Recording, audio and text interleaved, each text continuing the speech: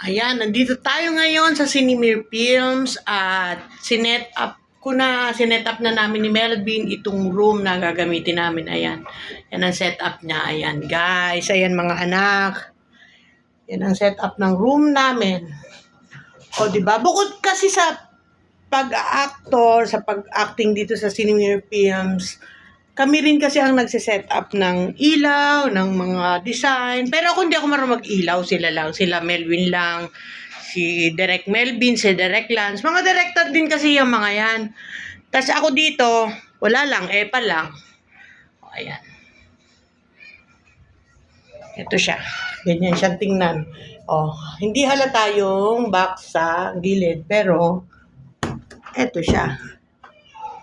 O, diba? Ang social lang tingnan. Direk Melvin. Direk, ikaw daw po pala ang nagsiset up ng ilaw. Tinatanong po ng mga followers natin.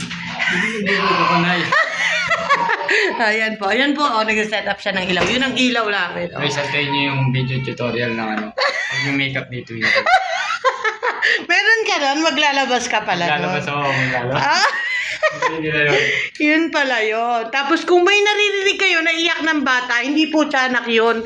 Si Yuli po yun, binubuli ng kanyang kuya. Ito po kanyang kuya. O, ayan. Umiiyak siya kaya ano, hindi po tiyanak yun. No, di ba? Ito po ang behind the scene ng aming Cinemere Films. Nasa shoot kami ngayon. Bye!